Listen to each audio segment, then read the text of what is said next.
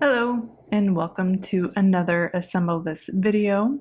Thank you so much for joining me today. It's all about creating the rainbow for this lovely hello card. There is just something about a rainbow that brightens anyone's day, and as we assemble this card, I'll be doing some simple watercoloring and stenciling techniques to get that rainbow look. I'm featuring the Hello Fresh Start stamp set from Unity Stamp Company. I just thought those roses would make for a beautiful rainbow of flowers and couldn't wait to see how it turned out. I have all my supplies set to go. I'm going to start out with some stenciling. This is the polka dot stencil from Unity, and I'm just going to line that up on some Nina Solar White cardstock. Tape that down to my stencil so it doesn't move on me, and then flip it over. And then I have a rainbow of distress ink colors. The colors I'm using today are Saltwater Taffy, Scattered Straw, Bundle Sage, Salvage Patina, and Shaded Lilac. They have a bit more of a pastel color to them, and I just thought it would be nice and soft rather than going with those big bold primary colors for the rainbow. I started in the middle just to kind of get an idea of how far I need to make each of my rainbow bands. I started in the middle and then kind of worked up and then worked down with the different colors that I'm using today. And then once I was done, I just removed that, and I'm pretty happy with my polka dot rainbow. So perfect for a background. Next up, let's work on watercoloring these flowers, these roses. I just love this big spray of roses and how they cascade down a card. I'm just going to stamp that on some new papers that I'm using. It's a watercolor paper by Vicki Boutin. It's called Foundations, I believe. I'll link it in my supply list. I think it's pretty, it worked really well. It was really pretty and a nice bright white, and I'll probably use it again. So I stamped my image and then I embossed it in white. This is the easiest way to watercolor. I kid you not. It is almost foolproof because the embossing powder creates this well and borders for your colors to just kind of pool and to do their own thing. So all you have to do is smush your ink colors on some sort of a surface. I'm using an acrylic block. Add a little bit of water, pick up that ink, and then just paint within the lines, and the watercolor does its thing. Just allow it to pool and allow it to move however it wants.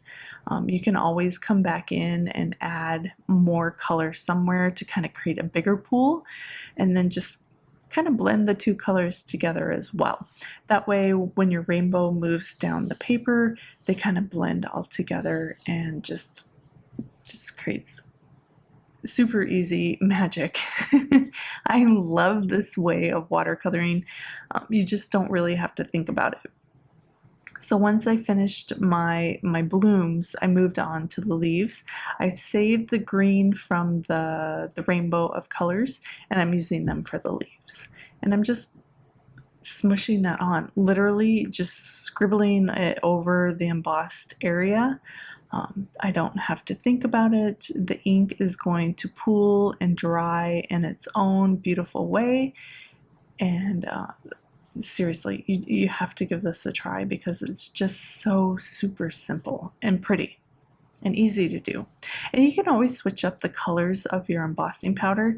You can stamp your flowers in a certain color of ink and then just use clear embossing powder, and that will create the perfect wells for your watercolor ink. So once I was done, I did end up grabbing my heat tool because I'm always in a hurry and I can't wait. But you could set it aside and let it dry and do its own thing, and I think that would be even prettier.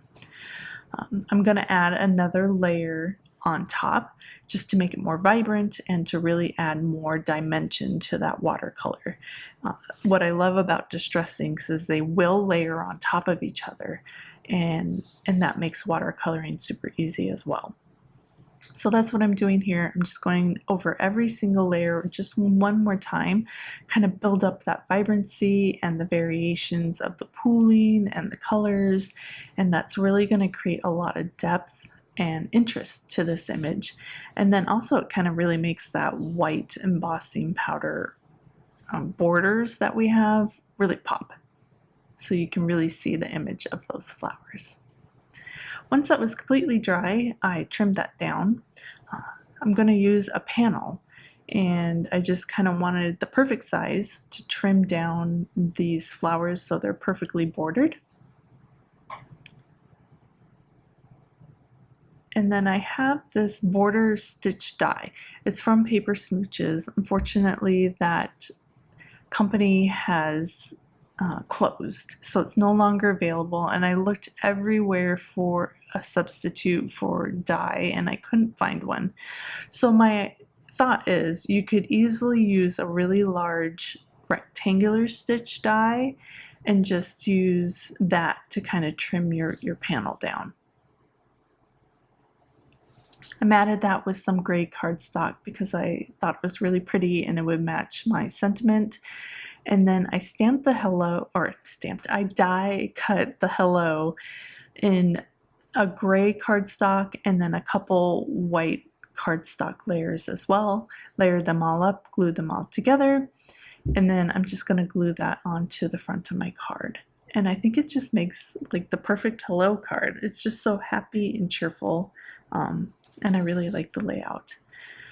To add just a little bit more interest and dimension to the card, if it's feeling just a tad flat, which, you know, I always have to add one more thing, but I do like to keep my cards simple. So I grabbed a rainbow of colors of Nouveau drops, and I'm matching the flowers with the Nouveau drops. So where my pink flowers are, I'm adding my Nouveau drop dots around that area.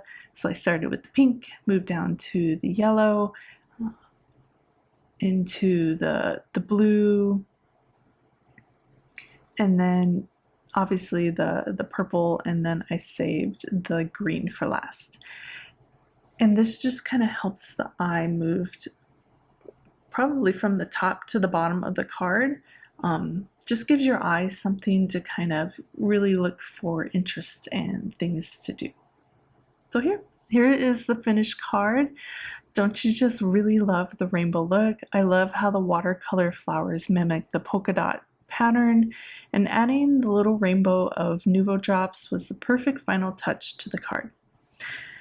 I'll have all the supplies linked in the description of this video on my Dahlhouse Designs YouTube channel and blog. Please give it a thumbs up and subscribe if you enjoyed it. Plus, if you have any questions or sweet comment, post below. Thanks again for joining me today. I really hope you enjoyed, and I'll see you again soon. Bye.